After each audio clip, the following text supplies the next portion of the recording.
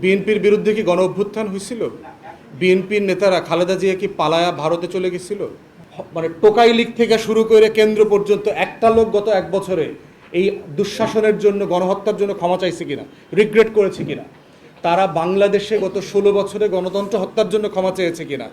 $250 billion লুটপাটের জন্য ক্ষমা চেয়েছে কিনা? চাই নাই তো। এটা তো আসলে সিরিয়াস কনসার্ন, এবং আমরা বারবার বলেছি যে পার্টিকুলারলি 18 এবং 24-এ যারা দায়িত্ব পালন করেছেন, টিএনও, ওসি, ডিসি, এসপি, এদেরকে আসলে চাকরি থেকে বিদায় করে দেওয়া দরকার। যে কোনো একটা ফর্মুলা বের করে এদেরকে বিদায় করে দেওয়া দরকার। কারণ যারা, এবং আর্মি অফিসার সহ শুরু করে প্রচুর জুনিয়র আর্মি অফিসার প্রচুর লেনদেন করছে। আমরা প্রচুর, আমাদের কাছে তথ্য আছে, 35 লাখ 50 লাখ ক্যাশ, নতুন গাড়ি, প্লট, ফ্ল্যাট, এগুলো সব পাইছে।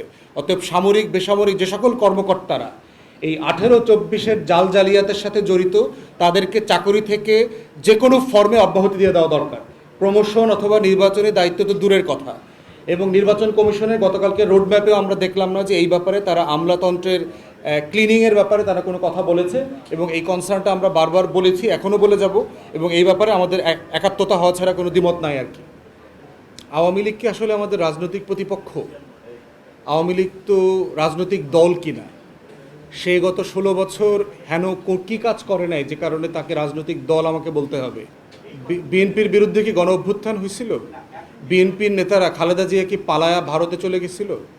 প্রশ্ন হচ্ছে যে আওয়ামী লীগ গণ অভ্যুত্থানের একটা পরাজিত দল।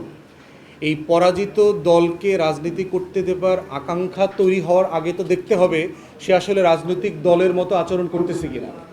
গত 15ই আগস্টে দেখবেন হাসিনা তারা এখনও প্রধানমন্ত্রী দাবি করছে, যেখানে নির্বাচন হয় নাই, নির্বাচন ছাড়া দিল্লির ম্যান্ডেট নিয়ে এসে বসছে, পালায়াও দিল্লিতে চলে গেছে।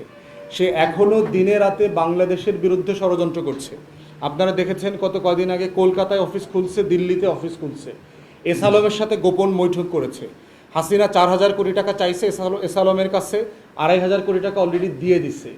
আজকে এই যে মঞ্চ 71 যে সকল উস্কানি উৎপাত তৈরি করতেছে, এই টাকাগুলো কোথার থেকে আসতেছে?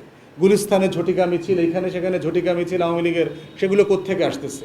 আওয়ামী লীগ গণহত্যার জন্য ন্যূনতম আওয়ামী লীগের কোনো নেতা কর্মী একেবারে রাস্তার, মানে টোকাই লীগ থেকে শুরু করে কেন্দ্র পর্যন্ত একটা লোক গত এক বছরে এই দুঃশাসনের জন্য, গণহত্যার জন্য ক্ষমা চাইছে কিনা, রিগ্রেট করেছে কিনা? তারা বাংলাদেশে গত 16 বছরে গণতন্ত্র হত্যার জন্য ক্ষমা চেয়েছে কিনা? $250 বিলিয়ন লুটপাটের জন্য ক্ষমা চেয়েছে কিনা? চাই নাই তো।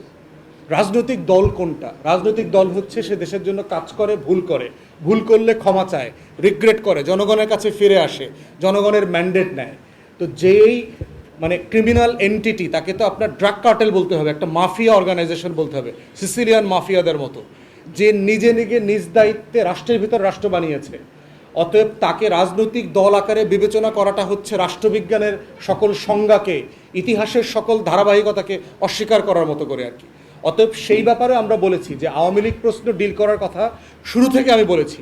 তদন্ত কমিশন, গণতদন্ত কমিশনের কথা বলেছি। আওয়ামী লীগকে কী করা যেতে পারে? এখন এটা বিচারের অধীনে আছে, আন্তর্জাতিক অপরাধ ট্রাইব্যুনালে এটা দলের বিচার করা যাবে বলে ওখানে এখতিয়ার দেওয়া আছে। আমরা আশা করছি যে জুডিশিয়ারির একটা প্রসেসের মধ্য দিয়ে এই প্রসেসটা রিজলভ হইতে হবে, এবং ঐক্যমত্য কমিশনের প্রয়োজনে এজেন্ডাভুক্ত করে এটা আলোচনা করে রিজলভ করা দরকার। আমরা ওই আওয়ামী লীগ স্টাইলে যাচ্ছে তাই নির্বাহী আদেশ দিয়ে এটা সমাধান দেখি না। এটা সবার ঐক্যমতের ভিত্তিতে জনমতকে সামনে নিয়ে করতে হবে। আমি গত বছর এমনটাও বলেছিলাম, গণভোট দিয়ে দেন। আওয়ামী লীগ জাতীয় পার্টি 14 দলের ফেট কী হবে জনগণ ডিসাইড করুক, যে তারা রাজনীতি নির্বাচন করতে পারবে কিনা। অতএব এই প্রসেসের মধ্য দিয়ে গেলে আজকে এই প্রশ্নগুলো রিজলভড হয়ে যেত একটা গণতান্ত্রিক পদ্ধতিতে।